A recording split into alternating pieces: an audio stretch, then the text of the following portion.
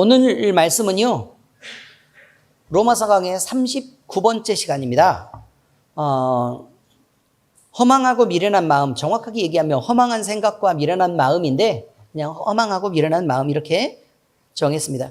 여러분, 성경은요, 마음에 대해서 말하기를 사람의 온 인격이 존재하는 공간이다 이렇게 얘기하죠.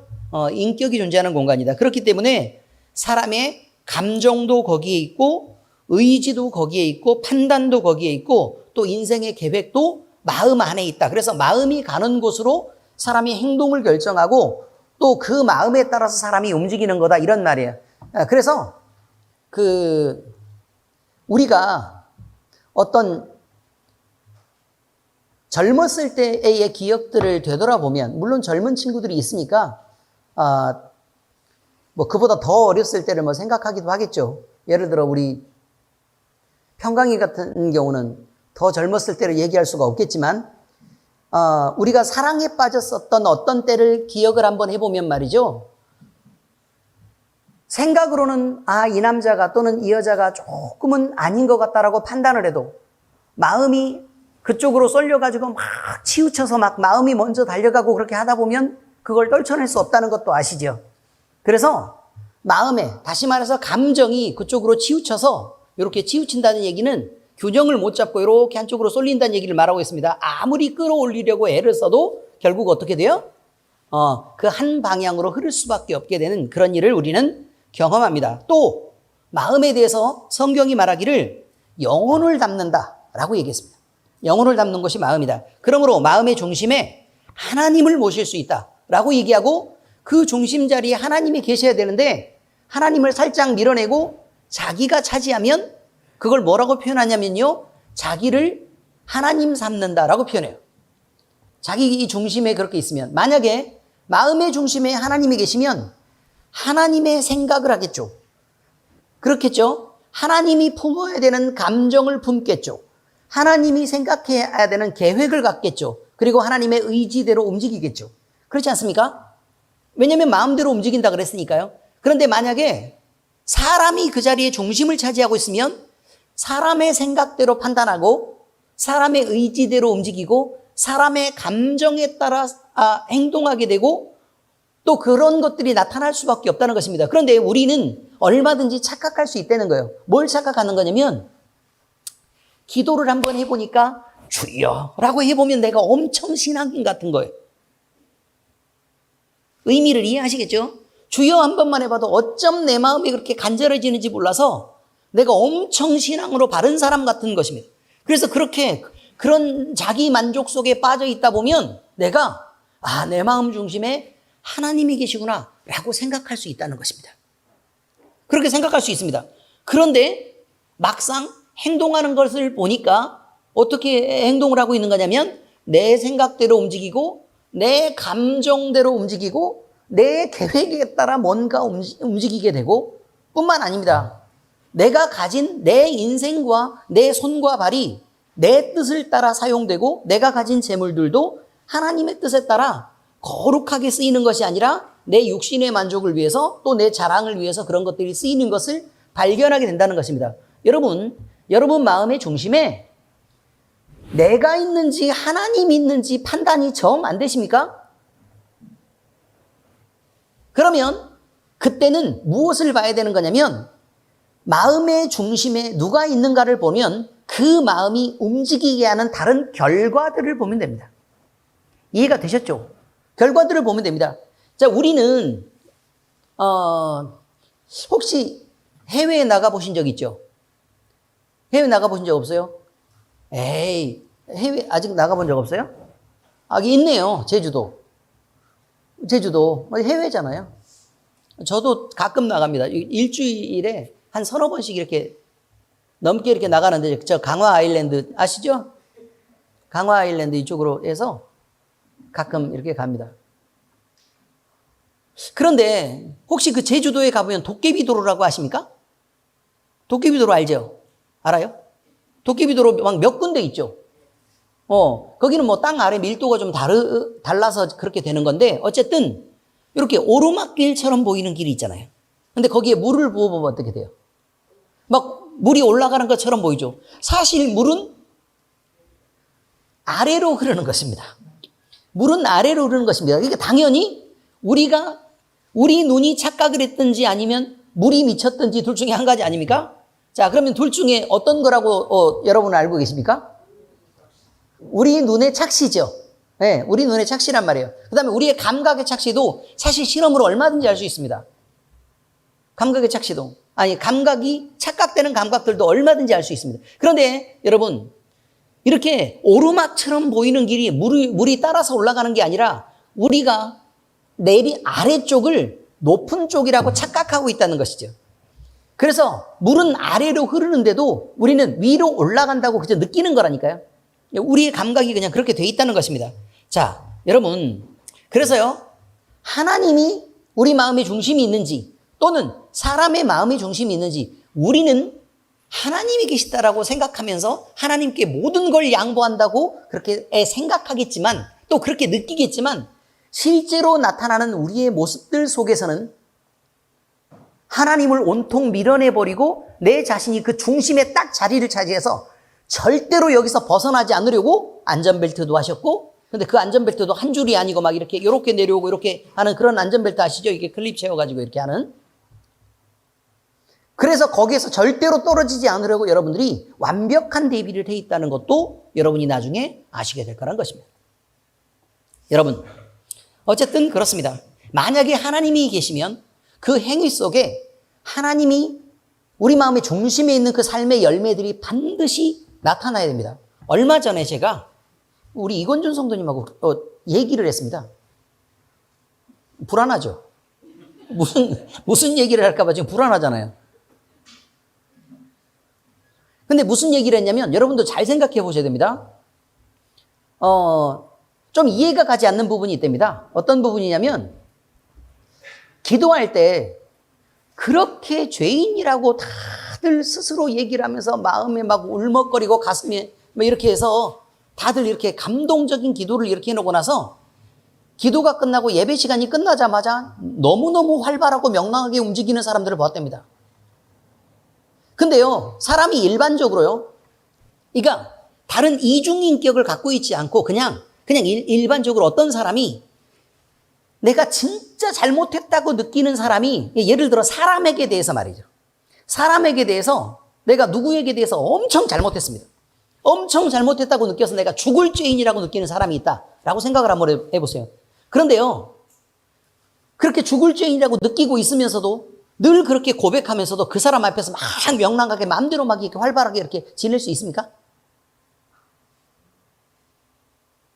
그래서 조금 자기가 교회를 너무 조금 다녀서 그런지는 모르겠지만 그 부분이 조금 이해가 좀 안 되기는 한답니다. 여러분은 어떻게 생각하십니까? 그래서요, 제가 얘기하는 건 뭐냐면 내가 죄인이라고 고백하면 죄인 같은 행동을 해야 된다는 거예요. 무슨 말이냐면 죄인이면 죄를 짓고 다니란 뜻이 아니라 죄 때문에 내가 찔림을 받았으면 그 찔림을 받은 대로 스스로 좀 자숙하고 좀 거기에 대해서 생각해서 죄를 짓지 않도록 해야 되는데 어쩌면 그렇게 오늘 또 죄인이라고 고백하면서 그렇게 안 살겠다고 다짐을 하고 하나님 앞에 용서를 구하고 뭐 일주일도 지나지 않아서 뭐 수요일 되고 금요일 되고 이렇게 되면 또 기도하다 보면 또 죄인이고 또 여전히 같은 삶을 살고 그 다음에 보면 또 죄인이고 또 같은 삶을 사는 걸 22년 8개월 동안 계속하고 있으면 어떻게 그 사람이 말한 그 죄인이라는 고백을 하나님이 네 말이 진심이구나라고 느끼겠냐고요. 감정적으로 우리가 연기를 잘하고 있는 거겠죠. 그런데 그 연기마저도 맨날 보니까 지겹다는 것입니다. 이사야서 1장을 읽어보셨습니까? 뭐라고 얘기를 해요? 내가 살찐 짐승의 기름에 배불렀고 너희들이 분향하는 것도 내가 가증히 여긴다. 띵띵띵띵 쭉 하면서 뭐라고 얘기를 해요? 너희들이 내 앞에 나오는 것에 대해서 하나님이 말씀하실 때 내 마당만 밟을 뿐이니라 라고 말해요. 나는 이제 너희들이 그렇게 하는 것에 너무 지겹고 싫다라고 하나님이 표현하신다고요. 근데 우리는 그것에 대해서 여러분이 이스라엘 백성들보다 훨씬 더 경건하게 예배드릴 것처럼 보이십니까? 이스라엘 백성들을 너무 쉽게 보시는 것입니다.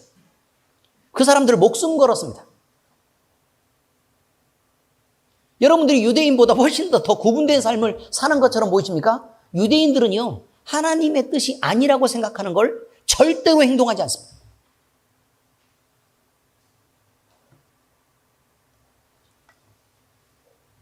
그런데 우리는 뭐 때문에 그래, 뭐 어떻게 해서 그렇게 됐는지는 모르겠는데 어쨌든요, 스스로 엄청 만족스러워요. 지금 당장 안 죽여서 그런 것 같아요. 확 때려 죽였으면, 그러면 좀 회개도 하고 옆 사람 막 몇 명이 막 죄 때문에 죄인이라고 고백해놓고 막 명랑하게 살다가 이렇게 번개 맞아 죽고 이렇게 하면, 벼락 맞아 죽고 이렇게 하면, 그럼 안 되는 거구나라고 생각을 할 거 아닙니까?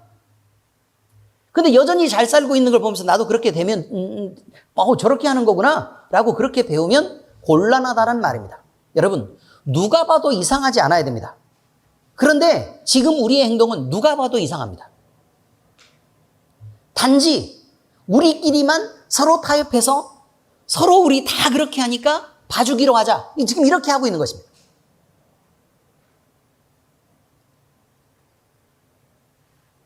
그냥 그런 것입니다. 그리고요, 하나님이 전부라고 말합니다. 하나님이 전부예요. 그리고 내가 모두 하나님의 소유라고 얘기합니다. 그런데 참고로 미리 말씀을 드리면 제가 여러분이 함부로 헌금 드리는 거에 대해서 엄청 싫어하죠.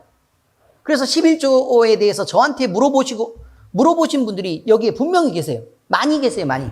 11조를 드리는 게 어떻습니까? 라고 물어본 사람마다 정확하게 모두 다 같은 대답을 들으셨을 거라고. 어떤 대답을 들으셨어요? 하지 마라 라고 얘기했어요. 근데 성경에는 뭐라고 나와요? 11조를 드리라고 나와요. 근데 11조를 드리라고 얘기하는데 어떤 11조를 드리라고 얘기하냐면 온전한 11조를 드리라고 나와요. 온전한 11조. 근데 왜 제가 하지 말라 그랬겠어요? 물어보는 순간 일단 돈과 하나님 사이에서 싸우는 거예요. 그럼 하나님이 그걸 받으실까요? 안 받으실까요? 마음이 엄청 갈등하면서 그렇게 하나님 앞에 막 구분해가지고 아까워서 막 하나님 제 전부를 드립니다. 이렇게 하면서 아시겠죠? 발발발발 떨면서 그렇게 드리는 거면 어차피 하나님이 안 받으실 거라고. 뭐 때문에 드려요? 돈 아깝게. 또 그러면 또 11조를 드리지 말라 그랬으니까 또 드는 생각이 목사님이 드리지 말라 그랬으니까 안심이 되는 거예요, 이제. 어차피 안 받을 거 뭐하러 하나님 앞에 드리냐. 그래가지고 호주머니에 이렇게 딱 넣으면서 정말 다행이다. 요렇게 느끼면 여러분이 한참 착각하는 거예요. 11조는 드려야 돼요, 안 드려야 돼요? 드려야 되는 게 맞아요. 드려야 되는 게 맞아요. 반드시 드려야 되는 게 맞아요. 그럼에도 불구하고 왜 드리지 말라 그랬어요? 자격이 안 돼서 못 드리는 거라고요. 그러니까 안 드리는 게 아니고 못 드리는 거라 그 말이에요. 근데 그 11조에는 뭐가 들어있어요? 뒤에 주렁주렁 매달려 있는 게 있어요. 축복이 매달려 있어요. 축복이. 하나님께 11조, 온전한 11조를 드려서 그가 너를 축복하지 아니하나 하나님을 시험해 보라고 돼 있어요. 누르고 흔들어 넘치도록 너에게 쏟아붓지 않는지를 한번 시험해 봐도 된다 라고 얘기했다고. 하나님을 시험하면 돼요, 안 돼요?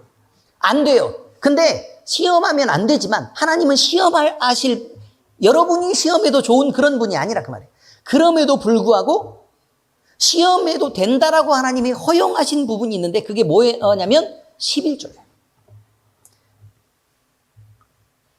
예수님 믿으면 구원 얻어요, 안 얻어요? 얻어요. 근데 내가 엄청 잘 믿었는데 구원 얻을 수도 있고 안 얻을 수도 있고 그러면 우리가 뭐하러 예수님을 믿겠어요? 그래요, 안 그래요? 진짜 믿으세요, 여러분? 그럼 거기에 혹시 예외가 있을까요? 예수님을 믿어도 구원을 못 받는 사람? 그런 건 존재할 수가 없어요. 존재할 수가 없다고요. 그 구원을 위해서 하나님이 얼마나 많은 성경에서 얼마나 많은 내용을 약속하셨냐 이 말이에요. 하나님은 약속을 변개하시는 분도 아니고 그 약속을 못 지키시는 분도 아니에요. 그렇죠? 근데 성경에 나와 있는 그 구원이 진실이라면 그 말씀을 주신 하나님이 11조에 대해서도 동일한 약속을 하고 있다는 것을 알고 계셔야 돼요. 같은 권위로 하신 말씀이라. 그 얘기를 말하는 거예요. 그래서 저는 좀 안 됐어요. 예수님을 믿는다고 하면서도 온전한 주님의 사람으로 살지 못해내는 것이 문제라 이 말이에요. 그래서 발발발발 떨면서 하나님 앞에 내놓지를 못해요. 근데 저하고는 별 상관이 없는 얘기입니다. 왜냐하면 여러분도 아시다시피 전 재정이 어떻게 돌아가고 있는지를 사실 잘 모릅니다. 재정이 어떻게 돌아가고 있는지 잘 몰라요. 왜냐하면 재정은 저는 사실 돈을 잘 보지 않습니다. 단지 누가 어떻게 헌금을 하고 있는지 이거를 확인을 하긴 하는데 그렇게 헌금하는 걸 확인하는 이유는요. 이분들이 정상적으로 신앙생활을 잘 하고 있는지가 궁금하기도 하고 그 다음에 손을 얹고 늘 일주일 내내 헌금 봉투가 있으면 그걸 놓고 늘 기도를 합니다. 다른 교회는요. 헌금 딱 시키면 봉투 따로 뺍니다 여러분. 그런데 어디서 읽어주는 줄 아세요? 예배 드릴 때 헌금 봉투를 이렇게 읽어줘요. 헌금 봉투 이름 다 사람들 앞에 공포하고. 그런데 저는 누구 앞에서만 말하냐면 저는 하나님 앞에서만 얘기합니다. 이러이런 사정이 있는데 하나님 이 가정을 또는 이 성도를 하나님 좀 봐주시면 안 되겠습니까? 그렇게 마음으로 매달린다 이 말이에요. 여러분이 이런 것들을 잊으면 안 돼요. 자, 우리는 얼마나 우리 마음의 중심에 하나님을 모셨는지는 잘 모르지만 여러 가지 다른 이유들을 쭉 볼 때요.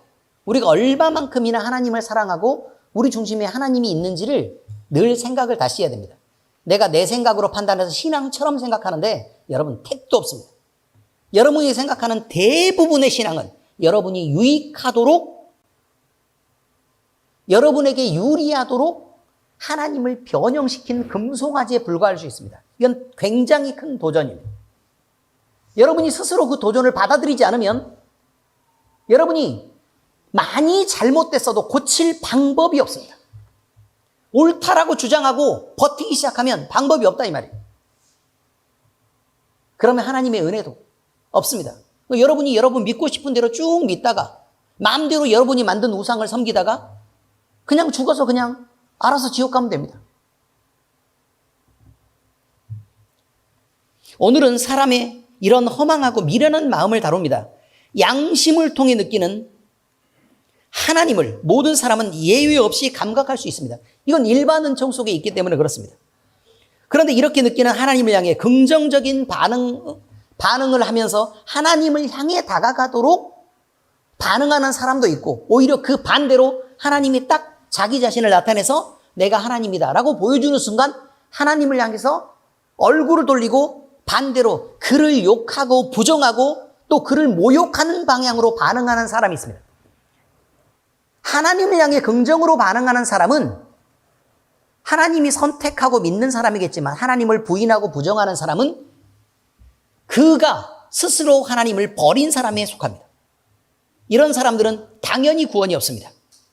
오늘 말씀에서 다루는 허망하고 미련한 마음은 이런 부정적인 방향으로 반응하는 양심에 대한 것을 얘기하고 있습니다. 자, 첫 번째 얘기는 뭐냐면 이것입니다. 하나님을 아는 길은 만민에게 열려있다. 이건 저저번 시간부터도 계속 얘기하고 있는 내용입니다. 우리는 앞선 내용에서요. 불의로 진리를 막는 죄악된 인간에 대해서 살펴보았습니다. 불의함이란 사람의 창조주이신 하나님, 다시 말해서 우리를 만드신 조물주인 하나님을 부인하고 마치 자기가 하나님인 것처럼 자기 자신을 자기 마음의 가장 높은 곳에 두고 자신의 생각과 판단, 자기의 지식과 지혜를 모든 것의 기준으로 삼는 것을 말합니다. 근데 여기 특별히 주의할 것은 뭐냐면 신앙에서도 이런 내용이 발견되는데 이걸 뭐라고 표현하냐면 거룩한 교만이다 이렇게 표현해요. 따라서 한번 해보세요. 거룩한 교만. 거룩한 교만이란 교만은 안 좋은 거죠. 근데 수식을 거룩한. 자, 거룩은 누가 갖는 특성이에요? 하나님만 갖는 하나님의 특성이에요. 거룩하다. 이 말은. 자, 그러면 우리가 거룩한 교만이라는 말은 하나님처럼 행동해서 그의 마음이 높아졌다는 것을 얘기하고 있습니다. 그러니까 이것처럼 나쁜 게 없어요. 사실은 그냥 세상에서요, 교만한 사람이 잘난 척하고 교만한 사람이 얼마든지 있을 수 있습니다. 근데 이것은요, 그저 눈에 보이는 하수들입니다. 근데 거룩한 교만은 자기 자신이 온갖 성경 말씀과 옳은 것들을 다 들어서 얘기를 합니다. 그러고도 자기 자신이 절대로 낮아지지 않는 사람이 있습니다. 이건 너무 위험한 것입니다. 성경에요, 여러분이 성경을 읽을 때 음녀라고 표현되는 게 있죠. 음녀. 음녀라고 표현된데 그 형상들이 쭉 이렇게 계시록에 보면 이게 나와 있습니다. 근데 여자는 성경에서 주로 누구를 표현하는 말입니까? 교회를 표현하는 말입니다. 교회를 표현하는 말. 그럼 음녀는 음탕한 여자란 뜻이잖아요. 그죠? 음탕한 여자. 그러면 음녀는 누구를 말하고 있는 거예요? 세상 사람을 얘기하고 있는 게 아니라고. 세상 사람을 얘기하고 있는 게 아니에요. 그냥 세상 사람으로 하나님을 모르면서 막 거기서 막 대적하고 그래서 난 예수 믿는 것들 난 다 싫어. 다 죽어버렸으면 좋겠어. 이런 사람을 얘기하는 것이 아니라 이 말이에요. 이건 하수예요, 하수. 그런데 음녀는 거룩한 교만을 가진 사람을 얘기합니다. 거룩한 교만. 다시 말해서 타락한 교회를 말해요. 남편과 결혼을 했으면서도 이 여자가 밖으로 나가서 다른 남자들이랑 어울리면서 자기 남편처럼 그 남자들을 받아들여서 이렇게 품는 여자를 음녀라고 얘기합니다. 다시 말하면 교회가 온전히 하나님만 섬기고 또 그 하나님을 마음에 품고 하나님을 높이고 또 그렇게 살아내야 되는데, 교회가 세상을 사랑하고 돈을 사랑하고 또 자기를 사랑해서 자기가 높임을 받을 수 있는 여러 가지 방향들을 늘 생각해서 교회 안에서도 스스로가 높아지는 성도들이 있다는 것입니다. 이런 사람들은 거룩한 교만에 빠진 것입니다. 위험합니다. 그냥 위험한 게 아니고 대단히 위험합니다. 교회 안에 있어서 여러분들이 마치 살 것처럼 보이지만 그렇지 않습니다. 성경을 보면 알곡도 있고 가라지도 있습니다.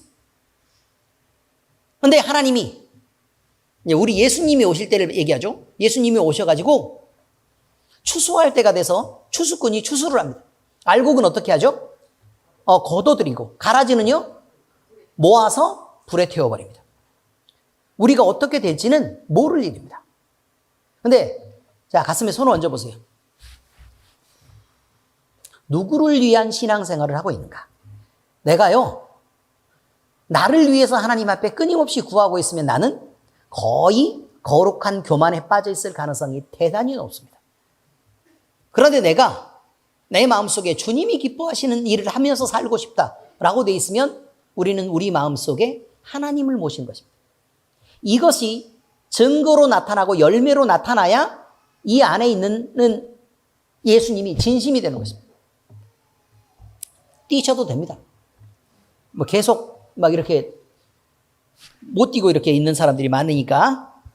여러분, 우리는 하나님의 복음이 전해졌을 때 그 하나님의 복음을 받아들이는 사람이 있고 거부하는 사람이 있는데, 그 거부하는 사람들에 대해서도 그 사람들이 부인하지 못하는 것은 하나님을 알만한 것을 세상의 모든 만물 가운데 하나님이 다 심어 놓으셨고, 그리고 그 놀라운 자연의 운행과 그 질서를 보면서도 그것을 만드신 하나님, 그것을 운행하고 계시는 하나님에 대해서 부인할 수 없다는 것입니다. 뿐만 아니라 우리의 양심을 통해서도, 양심이 늘 선한 방향을 갖고 있는데 우리가 죄를 선택하거나 아니면 선한 것을 하지 않는 선택을 할 때는 늘 마음에 찔림이 있고 눈치를 보게 되는 그런 상황을 보면서도 하나님이 우리를 만드셨다는 것을 알게 된다라고 분명히 말씀드렸습니다. 그렇지 않습니까? 그렇죠? 그런데 그럼에도 불구하고 그 양심을 닫아버리고 양심의 느낌을 무시하는 것입니다. 그리고 하나님이 싫어하고 자기 자신 스스로만 좋아하고 다른 사람에게는 어떤 피해가 가거나 아니면 하나님을 대적하는 그런 일이 있어도 양심의 찔림을 거부하는 사람들이 있습니다. 이 사람들은 하나님께 감사하지도 않고 하나님께 영광 돌리지도 않는 것입니다. 그렇지 않습니까? 그렇죠. 우리는 이런 사람에 대해서요, 우리는 어떻게 판단하는지를 알아야 되는데 하나님은 반드시 진노의 심판이 임한다라고 얘기하고 있습니다. 여러분, 우리는 하나님께서 자유의지를 우리에게 주신 것을 압니다. 자유의지는 우리가 늘 배워왔듯이 그것입니다. 자유롭게 생각할 수 있습니다. 자, 그런데 자유롭게 생각하는데 그 생각의 주체가 누구예요? 나 자신이에요. 그러면 내가 생각을 해서 결국 내가 행동하게 되는데 그 행동의 결과가 죄를 범하는 일이면 누가 책임을 져야 되죠, 이제? 그렇습니다. 내가 책임져요. 왜 내가 책임을 져요? 내가 선택했으니까. 근데 하나님이, 사람들은 이렇게 판단한다니까요. 그리고 하나님을 비난할 때 뭐라고 얘기하냐면, 하나님 왜 자유의지를 주셨습니까? 창조할 때 왜 자유의지를 주셨습니까? 자, 그러면요, 그 사람이 부인하지 못하는 한마디를 하고 있는 것입니다. 뭘 부인하지 못하냐? 왜 창조하실 때 자유의지를 주셨습니까? 그러면 그놈이 뭐라고 자기 입을 통해 말하고 있는 거냐면, 하나님이 나를 만드신 분이시군요 라고 인정하는 것입니다. 그렇지 않습니까? 다시 말씀드려요. 아니, 나를 창조하실 때 왜 자유의지를 주셨습니까? 그럼 자유의지를 주신 하나님이 잘못한 거 아닙니까? 라고 얘기하는 그놈이 말할 때 뭐라고 얘기하는 거라고요? 나를 만드신 분은 누구시다 이 말이에요? 하나님이시다라고 미리 얘기하고 있는 것입니다. 맞죠?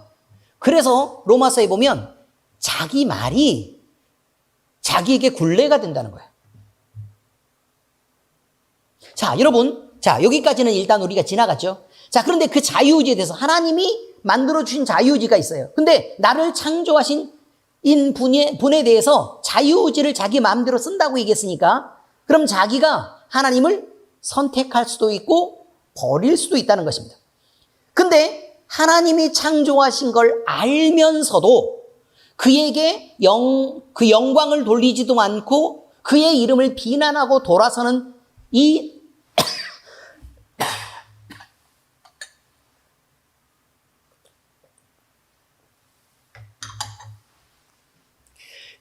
그에게서 돌아서는 이 부패한 마음에 대해서, 이 썩어버린 마음에 대해서 하나님은 그 자신이 선택한 것에 대한 원인을 선택한 것에 대해서 결과를 보고 이 원인에 대해서 심판하시겠다고 얘기하는 것입니다. 그래서요, 하나님을 버리도록 선택한 사람들은 하나님을 몰라서 버렸느냐? 그렇지 않다고 성경은 얘기합니다. 그렇지 않다. 하나님을 알만한 것을 얼마든지 보여주셨는데 그 스스로 하나님을 버리는 것을 선택한 거라 이 말이죠. 그렇습니다. 그래서 그는 하나님을 버렸어요. 그리고 나서 이제 버렸으니까 하나님의 반대편으로 가겠죠. 그죠? 여기에 하나님이 계시고 그 반대편이 있다고 생각을 한번 해보십시다. 하나님은 성경에 뭐라고 나와요? 빛이에요. 그럼 여기는 빛이 없죠? 그러니까 어둠을 향해 가는 것입니다. 하나님은 우리에게 평안을 주십니다. 그러면 그 스스로 뭘 선택해요? 평안이 없는 곳으로 가는 것입니다. 물론 여기는 하나님의 품속이 있어야 됩니다. 품속이 있어야 됩니다. 그 안에서 하나님의 사랑을 느끼는 것입니다. 여러분, 많은 사람들이, 하나님을 떠나는 사람들이 자유에 대해서 생각하기를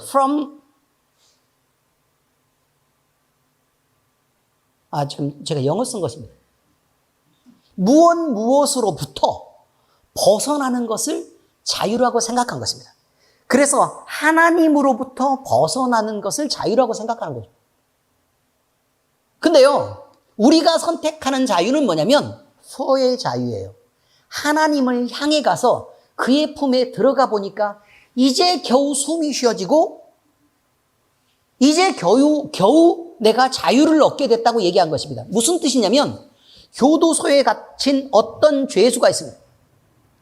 근데 어떤 범죄로 교도소에 갇혔냐면 성범죄를 하고 그 사람을 죽였어요.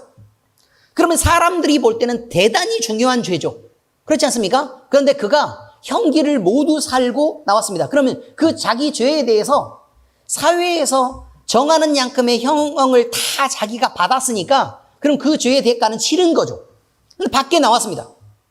꿈을 꿉니다. 계속해서 나는 밖에 나가서 살아야지. 나는 밖에 나가 살아야지. 교도소에서 얼마나 있냐면 한 30년을 살았다 이 말이에요. 그럼 그 30년 동안 교도소 밖으로 나가기를 바라겠죠. 그렇지 않습니까? 그럼 거기 나가면 자유할 줄로 생각합니다. 왜요? 내가 안에 갇혀 있으니까요. 밖에 나가보면 자유하겠습니까? 막상 밖에 나왔더니 사람들이 모두 다 그렇게 얘기하죠. 저거는 성범죄를 저지르고 사람을 죽인 살인자야. 이렇게 얘기합니다. 내 마음대로 발로 걸을 수 있고 내 마음대로 돌아다닐 수 있습니다. 돈을 벌 수도 있고 그 돈을 마음대로 쓸 수도 있습니다. 자유롭습니다. 그러나 그는 자유하지 않습니다. 결국 무엇으로부터 벗어나면 자유할 거라고 생각하는 것은 온전한 자유를 주지 못합니다. 자, 그런데요. 제가 그 전에도 한번 예를 든 적이 있을지도 모릅니다. 사랑에 빠진 어떤 여자에 대해서 있습니다. 그런데 옛날 우리 집이 공동묘지 넘어가지고 마을로 가는 그런 집이었으니까 제가 공동묘지에 대해서 저희 누나들 얘기는 아닙니다. 혹시나 들을지도 모르니까 정확하게 미리 말씀드립니다. 저희 누나들 얘기는 아닙니다. 그런데 여러분, 공동묘지가 있는 산이 있고, 자, 이쪽에 있는 한 여자가 있는데 산 반대쪽에 있는 어떤 남자와 너무너무 깊은 사랑에 빠졌습니다. 보고 싶어 죽을 것 같은데 공동묘지가 있어가지고요, 너무 무서워서 못 갈 것 같습니다. 그런데 보고 싶은 게 너무너무 점점 깊어져서 도대체 병이 날 것 같으면 어떻게 해야 돼요? 엄마 아빠가 안 보는 야음을 틈타, 밤을 틈타 화장실 가는 것처럼 해서 잠시 잠깐 바람이 시원하네 이렇게 나와가지고 금방 어디로 달려가고 없습니다. 그 달려가고 없는 그곳이 어디냐면 공동묘지 넘어서 반대편 쪽에 있는 마을이라는 거죠. 누가 있는? 그놈이 있는. 이해가 됐습니까? 자유는 묶어야 자유가, 묶은 데서 풀려야 자유가 아닙니다, 여러분. 무엇을 향한 자유가 있어요. 결국 그의 품에 안기고 나면 그때부터는 꼭 끌어안고 있는데도 자유로운 것입니다. 살 것 같고 숨이 쉬어진다 이 말이에요. 다들 왜 이렇게 뿌듯하게 다들 이렇게 쳐다보십니까? 평소 행동이 대단히 의심스러운 분들이 많이 있어요. 여기에 대해서는 이해가 충분히 되시죠? 그래서 자유는 무엇으로부터 벗어나야 벗어나는 자유가 있는 반면에 무엇을 목적으로 하는 자유가 있다는 것입니다. 결국 그 안으로 가야만 하는 자유. 우리가 생각하는 자유는 하나님의 품으로 들어가야 그 품에서 누리는 사랑과 행복을 누리는 그런 자유를 말합니다.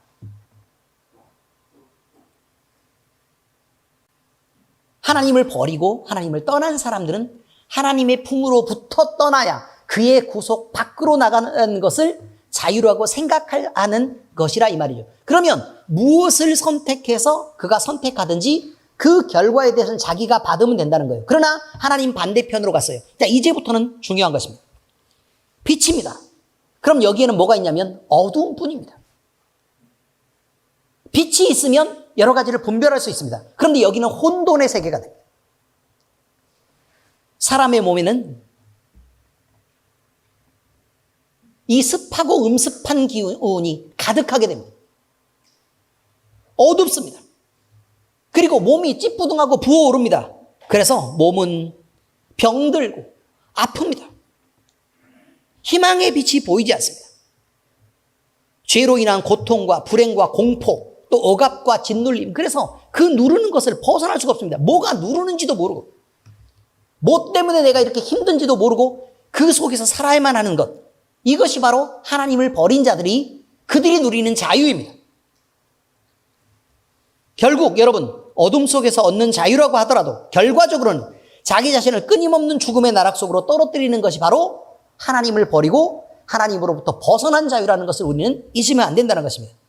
하나님은 분명히 얘기합니다. 하나님의 자녀된 사람들이 그런 곳으로 가서 고생하기를 바라지 않습니다. 그래서 성경에 많이 써놨습니다. 이러면 고생해, 이러면 망해, 이러면 니네 큰일 나를 끊임없이 다 적어놨습니다. 그런데 이걸 다 무시하고서는 뭐라고 얘기하는 거냐면 하나님이 왜 자유의지를 주셨습니까? 라고 말합니다. 뭐하고 똑같은 거냐면 급하게 흐르는 강물이 있습니다. 그렇게 가지 말라고 잡고 혼내고 막 이렇게 해도 결국 강물로 가서 자기가 나는 자유롭게 떠내려갈래. 안녕히 계세요 여러분. 이거 있잖아요.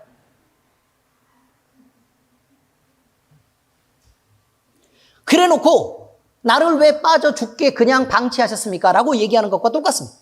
가지 말랬잖아요. 누가 가라 그랬습니까? 위험하다고 경고했지 않습니까?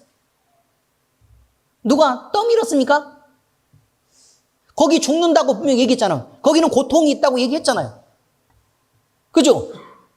그런데 거기 가면 위험하다고 붙잡는 것을 나를 왜 이렇게 자꾸 붙잡고 내 자유를 억압하는 거야? 라고 얘기를 하면 뭐 방법이 없는 거죠. 그리고 살짝만 눈을 돌리면, 물론 하나님은 눈을 돌리신 적이 없지만 살짝만 방심하면 그냥 물속으로 뛰어들어서 나 죽을래 라고 들어가면 아이 무슨 방법이 있냐 이 말이에요. 여러분 바로 이런 것입니다. 결국은 이렇게 여러 가지 어둠과 그 음습한 기운으로 인생이 점점 잠식당하게 되는 것입니다. 자, 영적으로는 어둠을 선택한 자신과 가정과 기업에 그리고 자녀에게 몸이 아프고 망하는 일이 점점 펼쳐집니다.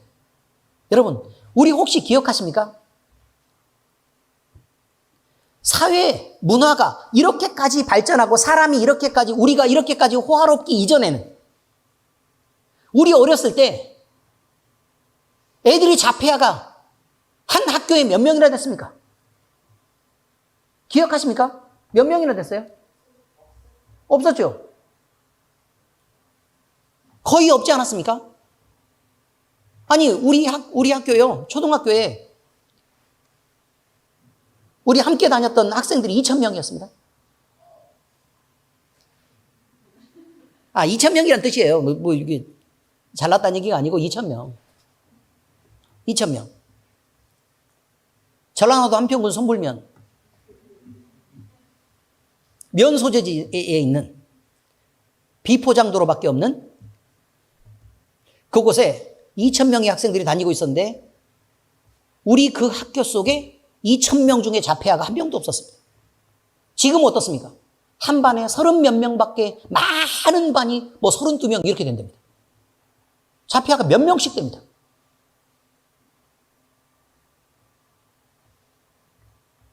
왜 그렇게 됐습니까? 왜? 정신과가 발달해서 진단을 잘했기 때문입니까? 아니 애들이 다 정상이었다니까요. 마음대로 뛰어놀고 시골이라 그런가?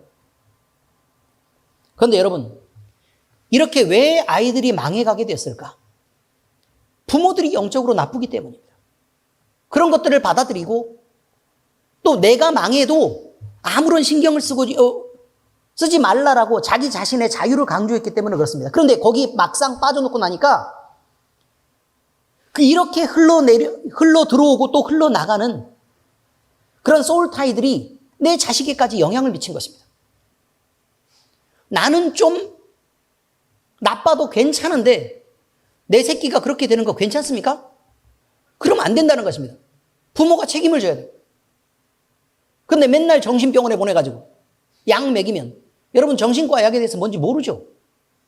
활성을 그저 떨어뜨리는 것입니다. 못 움직이게 하고 맨날 잠만 재우는 것입니다. 그래서 막 발작하려고 그러면 약을 먹여서 그걸 낮추는 것입니다. 억누르는 것입니다.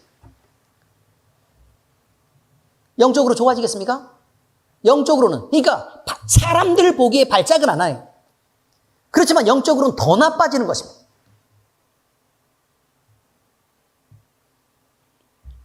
제가 왜 이런 얘기를 하느냐? 우리 교회에는 이렇게 영적으로 나빠서 우리 교회에 와가지고 기도받고 회복되신 분들이 여러분이 계시기 때문에 그렇습니다. 애들도 폐소공포증에 시달렸습니다. 분리불안에 시달렸습니다. 그런데 와서 나아지지 않았습니까? 하나님이 계셔야 됩니다. 하나님이 계셔야 됩니다. 자, 여러분 이렇게 우리가 어둠을 선택했을 때 그로 인한 개인 기피도 있고 또 미움도 있고 또 두려움이 있습니다. 또 느끼지 못하는 사이에 자신을 이런 모든 것들이 잠식해버리고 맙니다. 결국 내가 혼자 자유롭기 위해서 선택한 그것들이 나를 잠식해서 결국 죽음으로 이끄는 것입니다. 귀신들은 하나님과 떨어져서 홀로 있게 된 사람을 절대로 그냥 두지 않습니다. 세렝게티 초원, 막 사바나 이런데 누가 한 마리가요, 단체로 이렇게 다니다 보니까 나는 왜 무리가 이끄는 쪽으로 갈 수밖에 없지? 무리의 대장이 막 이렇게 이끌면서 나는 저놈 따라다니기 싫어. 그리고 혼자 자유롭게 초원을 활보하고 있습니다. 그 결과가 어떨 것이라는 건 여러분 말하지 않아도 너무 잘 압니다. 결과는 어떻게 되겠습니까? 얼마 가지 않아 금방 밥이 됩니다. 바로 그것입니다. 하나님과 떨어져서 홀로 있게 된 사람, 이것은 절대로 그냥 두지 않습니다. 자, 그리고 또 형벌이 있습니다. 하나님은 이런 자들에게는 절대로 도우시는 은혜를 베풀지 않는다고 말합니다. 이것이 바로 하나님이 우리가 아니죠. 하나님을 버리기로 작정한 사람들에 대해서 유기한다라고 표현합니다. 그냥 두는 것입니다. 그냥 두는 거. 근데 하나님이 반대편으로 갈 때 두들겨 패가지고 다시 돌려놓고 또 두들겨 패서 돌려놓고 그럼 이 사람들은 뭐라고 생각하는 거냐면 도대체 왜 나를 이렇게 못 살게 했구나. 하나님 너무 밉다. 이렇게 얘기할 거라고. 그딴 하나님 내가 안 믿고 말겠다. 라고 얘기해요. 자꾸 나를 두들겨 패니까. 아시겠어요? 그냥 두면 또 뭐라고 얘기하는 거냐면 왜 나를 그냥 뒀냐. 이렇게 얘기합니다. 어쨌든 하나님은 욕먹습니다. 자, 그런데요. 하나님의 보호가 없고 그냥 유기한다는 것. 이것은요. 먹이를 찾아 누리는 마귀 사탄 세력이 마음대로 그를 다루고 장난치면서 놀 수 있다는 것을 의미하고 있습니다. 그런데 하나님이 지키시면 그들은 접근조차 못하는 것입니다. 요한일서 5장 18절에 뭐라고 돼 있을까? 자, 읽어보세요. 시작. 하나님께로부터 난 자는 다 범죄하지 아니하는 줄을 우리가 아노라. 하나님께로부터 나신 자가 그를 지키심에 악한 자가 그를 만지지도 못하느니라 라고 말하는 것입니다. 자, 그런데요. 우리가 하나님을 떠나버리면 그 보호자가 사라지는 것입니다. 또한 하나님이 도우실 때 아무리 큰 절망에 빠진 인간이라도 회복의 기회가 있다는 것을 분명히 우리는 성경을 통해서 압니다. 자, 시편 42편 5절 같이 읽습니다. 시작. 내 영혼아, 내가 어찌하여 낙심하며 어찌하여 내 속에서 불안해하는가? 너는 하나님께 소망을 두라. 그가 나타나 도우심으로 말미암아 내가 여전히 찬송하리로다. 자, 그런데 하나님의 도우심이 없으면 작은 절망의 상황에서라도 회복의 기회는 없는 것입니다. 근데 제가 그 얘기 하지 않았습니까?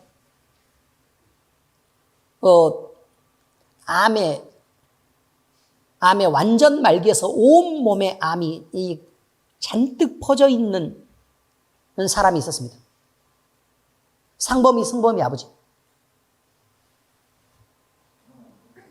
그런데요, 이분이 체중이 얼마 정도 나갔는가 하면 28kg? 뭐 어느 정도 상황인 줄 아시겠죠? 체중이 얼마라고요? 28kg. 김영욱 집사님 우리 교회 왔을 때 몇 킬로라 그랬죠? 52kg? 52kg. 아, 막 이렇게 들어왔어요.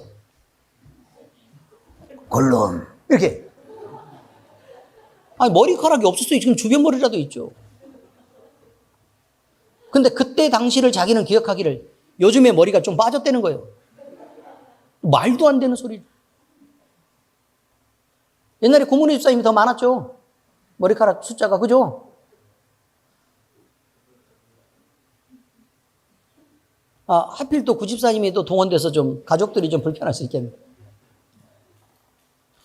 그런데 채 30kg가 안 나갔는데 몸에 혈관이 다 말라가지고 뭐 어디 수액을 맞을 수 있는 데가 없는데 이제 병원에서 도저히 안 돼가지고 이제 마지막에 저기를 왔죠. 집으로 와가지고 이제 임종 직전에 이제 저기를 부른 것입니다. 가족들을 불렀는데 가족들을 부르는데 제가 거기 왜 갔는지를 모르겠어요. 같이 막 갔어요. 가가지고 보는데 야, 그때는 물론 신의원사가 있었는데 있는 줄을 잘 모르고 워낙 미련해가지고 근데 그 누워 계셔서 막 완전히 정신이 아무것도 없는 그런 상태에서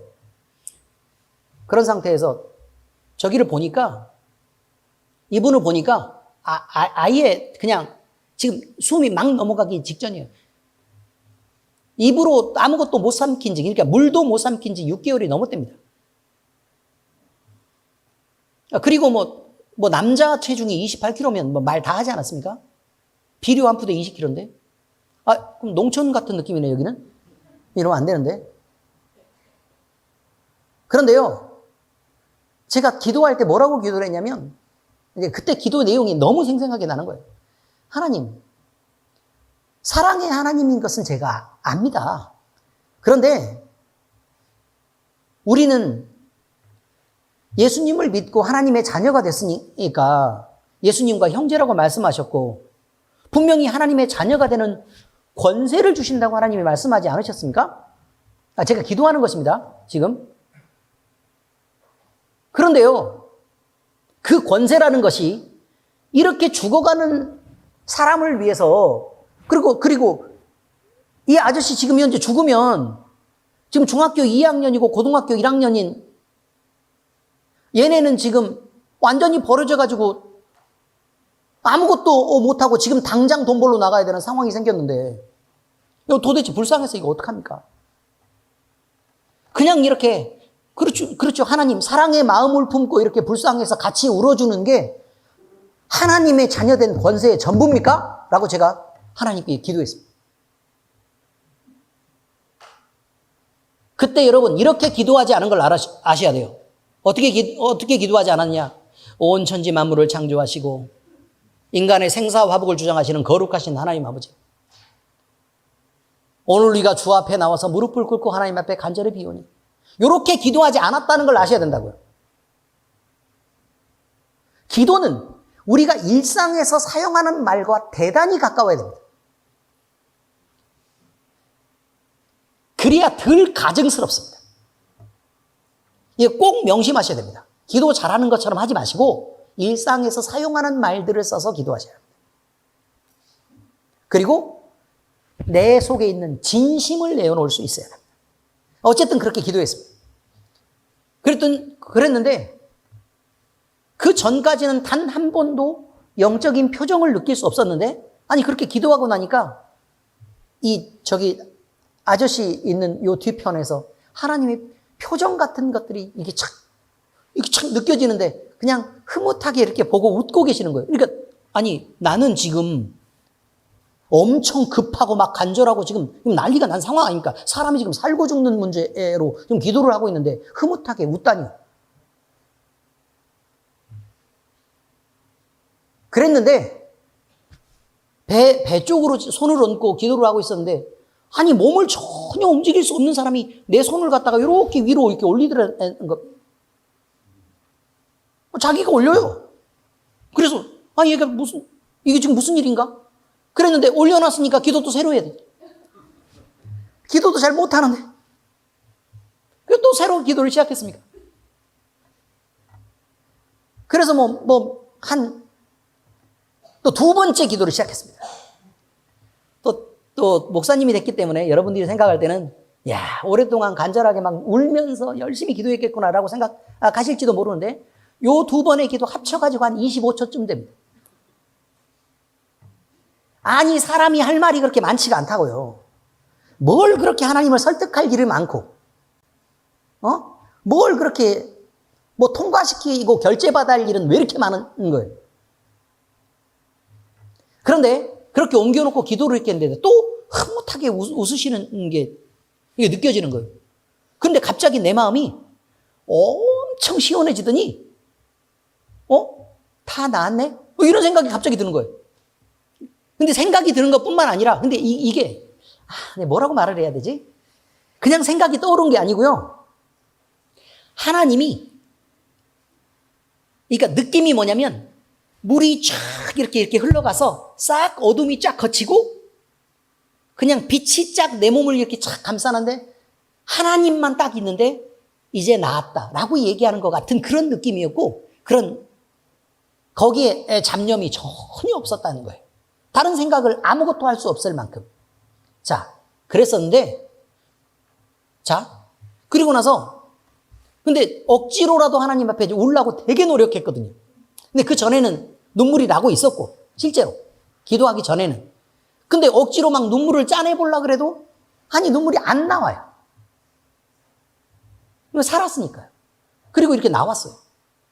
나와서 이렇게 나와서 마당으로 이렇게 나왔는데, 애들은 절망스럽게 따라 나와가지고 이렇게 있는데, 뭐라고 제가 얘기를 했냐면, 아니, 근데 제 입으로 그렇게 얘기한 게 아니에요.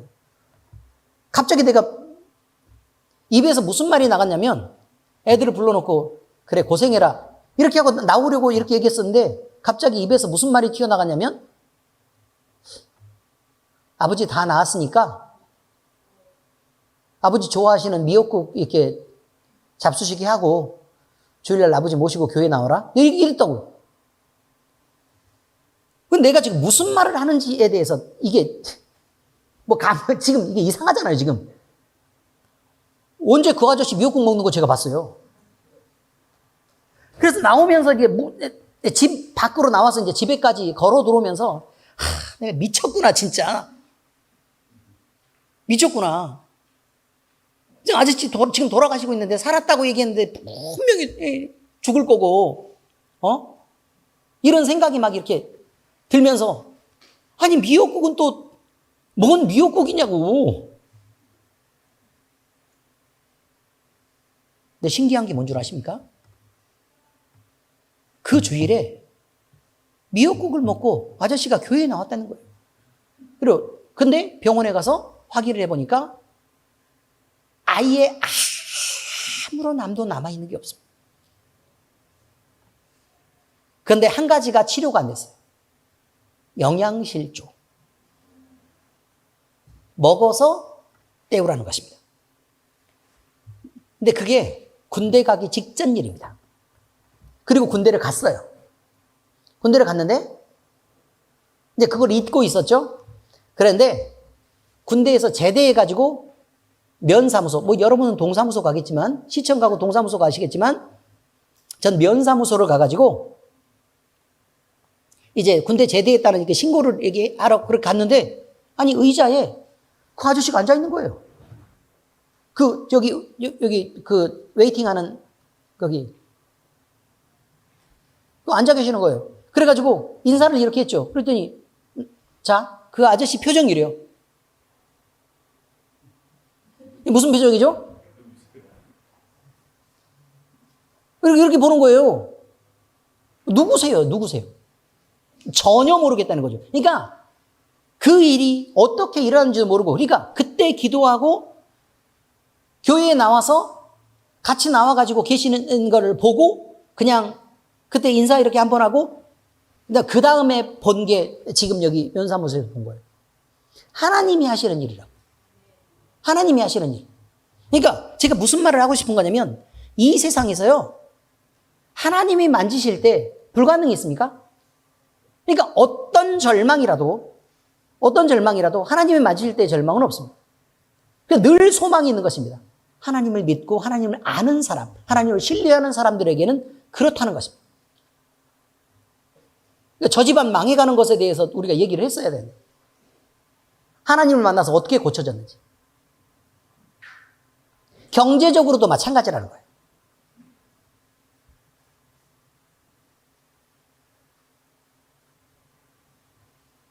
바로 이런 것입니다. 여러분, 우리에게는 하나님이 필요합니다. 계시로 하나님이 주어질 때 우리가 선택할 수 있습니다. 근데 그 선택은 반드시 누구여야 되느냐? 하나님이어야 됩니다. 그래야만 우리에게 희망이 있습니다. 자, 두 번째, 하나님을 부정하는 생각이 있으면 마음이 허망한 생각, 미련한 마음을 갖는 것입니다. 여러분, 그런데 우리가 자유의지를 통해서 하나님을 선택할 수도 있고 버릴 수도 있다고 얘기했습니다. 그런데 하나님을 버리는 사람들은 대부분 쓸데없이 당당합니다. 그래서 지옥 가도 내가 가는데 나 좀 그냥 내비둬라고 얘기합니다. 그 무서움을 몰라서 그렇습니다. 여러분, 하나님 반대편에 선다는 것은 하나님을 대적하는 일입니다. 아시죠? 무슨 말인지? 그래서 하나님은 성경에서 뭐라고 얘기하는 거냐면 내가 너의 대적이 되리라 라고 말합니다. 내가 너의 대적이 되리라. 다시 얘기하면 내가 이렇게 가잖아요. 하나님을 거부하고 그의 이름을 망령되게 일컫는 사람에 대해서 내가 너의 대적이 되리라. 하나님을 적 삼는다 이거예요. 하나님을 적으로 삼는다. 하나님이 누구신데 적으로 삼느냐? 사람들이 지금 어떤 일을 당할지를 몰라서 그렇습니다. 지금 누구를 대적하고 있는지를 지금 상황 파악을 못해서 그렇습니다. 미친 것입니다. 우리가 스스로 교만해서 내 자신을 지키려고 하는 일이 하나님을 대적하는 일일 수 있습니다. 내가 고집을 피우고 내 이익을 위해서 화내고 승질내고 남을 미워하는 그 일이 하나님의 이름을 망령되게 일컫는 일일 수도 있고 하나님을 대적하는 일일 수도 있습니다. 뿐만 아닙니다. 우리가 하나님을 직접 대적하지는 않지만 성경은 감사하지도 않고 라는 표현을 중요하게 씁니다. 여기에서 쓰이는 감사는 성경에서 특별한 단어로 쓰이는 감사입니다.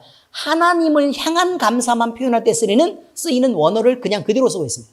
그러니까 다시 말해서 예배적인 감사를 의미하고 있는데 하나님을 향한 감사를 잊어버린 사람들에 대한 얘기를 그 이름을 영화롭게 하지도 않고 감사하지도 않는다라는 표현을 써서 그 이름에 합당한 영광을 돌리지 않는다라고 말합니다. 여러분, 감사를 올려드리지 않는 사람은 그 이름에 합당한 영광을 올려드리지 않는 것을 말합니다. 합당한 감사를 올려드리는 사람들은 그를 예배하고 그를 높이는 것입니다. 그런데 합당한 감사라는 게 무엇인지 우리는 생각해야 됩니다. 합당한 감사가 뭐냐? 그럼 라고 얘기를 한번 해보기로 하자 이 말이에요. 자, 예를 듭니다. 예를 듭니다. 보험 들으셨죠? 보험 들으셨죠? 그럼 보험 중에 가장 돈을 적게 내는 게 뭐죠? 실손 그 정도 아니에요? 운전자 보험인가요? 그보다 돈 더 적게 내는 거 없어요? 실손보험 같은 거 돈 제일 조금 내지 않습니까? 에? 뭐라고요? 하나도 안 낸다고요?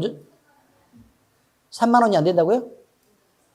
실손보험은 처음 들 때는 그래요. 근데 점점 올라요.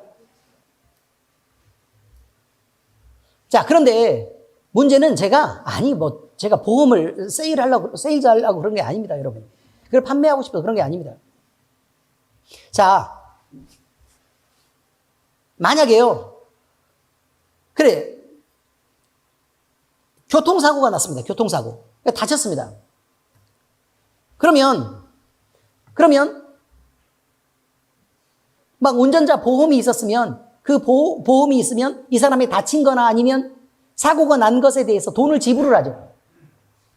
그렇지 않습니까? 얼마 정도를 지불해야 돼요? 다친 것의 몇 배? 대충 그만큼을 지불하면 되는 거 아닙니까? 그런데 자, 예를 들어 다친 것이 우리가 지금 자동차 수리비가 예를 들어 50만 원이 나왔고 사람이 다쳐서 이렇게 병원에 왔다 갔다 하는데 12만 원이 들었다. 그럼 합이 얼마 든 거예요? 62만 원 든 것입니다. 어려워요. 지금 그게 50만 원 더하기 12만 원. 얼마 든 거라고요? 62만 원. 그런데 뭐라고 얘기를 하는 거냐면 너무 죄송해요. 제가 거기에 대해서 전적인 책임이 있기 때문에 제가 7만 원 드릴게요. 라고 얘기하면 돼요, 안 돼요? 그건 되냐고 안 되냐고요? 안 되죠. 왜 안 돼요? 자기가 피해를 입혔으면 그만큼을 해야 되는 거 아닙니까? 이해가 돼요, 안 돼요? 무슨 말인지 아시겠죠? 자, 다시 얘기하겠습니다. 그러면 거기에 대한 합당한 보상일까요, 아닐까요? 아니죠.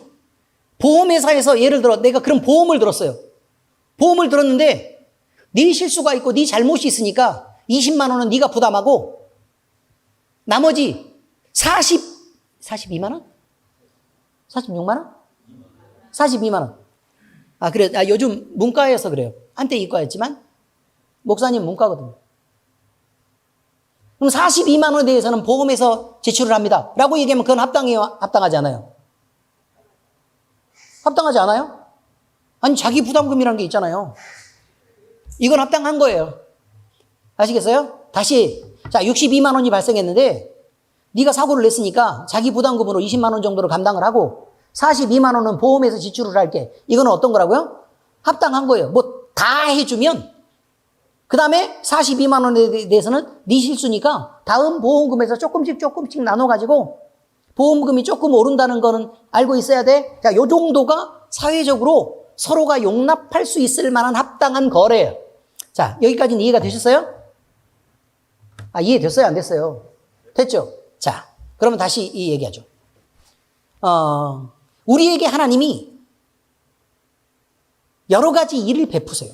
여러분들이, 그러니까 우리 이권준 성도님 얘기할 때처럼 하나님, 제가 살아가는 동안 이렇게 감사한 일을 베풀어 주셔서 하나님 앞에 영광을 올려드립니다.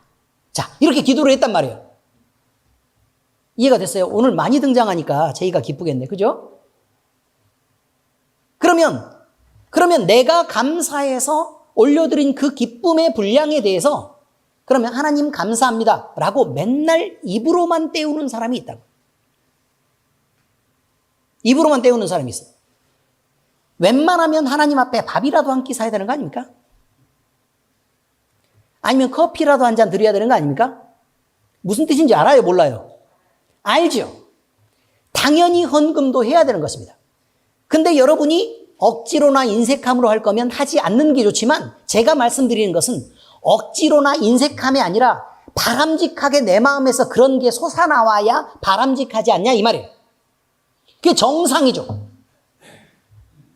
근데 하나님이 베푸신 일은 있어요. 내가 너무너무 감사하다고 감격해서 눈물을 흘리면서 입을 싹 씻어요.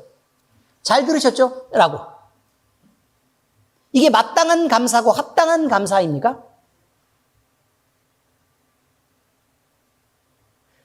예를 들어 망해가는 어떤 집을 구해줬습니다. 그래서 완전히 삶이 달라졌습니다. 하나님이 베푸신 은혜로 완전히 생활이 달라져서 이제 좀 더 부유하게 잘 살게 되었습니다. 이건 모두는 다 하나님의 은혜입니다 라고 얘기하면 적어도 11조는 드려야 되는 거 아닙니까? 하나님이 드렸다 그러면서 하나님이 주신 거 모두가 다 감사합니다. 그러면서 우리 권사님이 맨 처음에 뭐라고 얘기를 했는가 하면 그런데 우리 집에 빚이 너무 많은데 그 빚을 먼저 갚는 게 먼저인가요? 아니면 11조를 먼저 드릴까요? 라고 저한테 물어봤습니다. 자, 그럼 저는 뭐라고 대답했겠습니까? 어차피 하나님이 받으실 맘도 아닌데 빚이나 갚으세요 라고 얘기했습니다. 왜요? 그거는 하나님 앞에 감사하는 마음이 실제로는 조금은 있는데 아직은 나한테 들어온 돈이기 때문에 내 거라는 것입니다. 그런 것입니다. 예를 들어 기도해가지고 우리 교회에서는 기도해가지고 치료받은 사람이 엄청 많죠. 제가 그 얘기를 드리려고 해요. 기도해서 치료받은 사람이 엄청 많아요. 그러면 여러분 기본적으로 만약에 우리 지금 장로님 같은 경우도 병원에 가서 의사 선생님이 그랬대요. 아니 이렇게 기적적으로 살아난 사람이 없는데 응? 골로 가지 않고 사셨으니 맞죠? 집 팔고 논 팔아서 교회에다 다 바치겠네요. 이렇게 얘기를 했답니다. 맞죠? 그런데 여러분 집은 팔면 안 됩니다. 그 다음에 달러를 얻어서도 안 됩니다. 아시겠습니까? 달러 빚을 얻어가지고 그걸로 헌금하시면 안 됩니다. 미친 것입니다. 주시는 것들 중에 하나님께 드리는 게 마땅한 것입니다. 그리고 살으라고 하나님이 허락하신 집을 뭐 때문에 팝니까? 그러니까 논은 없습니다. 장로님이 논이 없어요. 그리고 장로님은 사장님이 시키는 일만 하고 막 이렇게 하기 때문에 실제로 봉급도 못 받습니다. 마음껏 감사할 수밖에 없습니다. 마음으로. 여기까지 이해가 되셨죠? 근데 여러분, 이제 그런 표현을 쓴 것은 이 일이 얼마나 기적적으로 나타난 일이냐라는 것을 얘기하는 것입니다. 하나님이 무슨 일을 하셨는가? 사람이 감히 생각도 못할 일이 벌어졌다라는 것이죠. 그런데요, 여러분 생각을 한번 해보세요. 생명값은 얼마입니까? 제가 말씀드렸잖아요. 하루는 얼마입니까?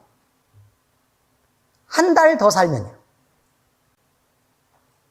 1년이나 10년을 더 살게 되면 얼마를 여러분이 드리겠습니까? 값으로 매기기로 하면 이렇게 얘기하는 것입니다. 그런데 여러분, 돈으로 하나님을 살 수 없습니다. 전심으로 내가 하나님 앞에 내 인생 전체를 드리면서 헌신하는 그 일이 더 귀한 것입니다.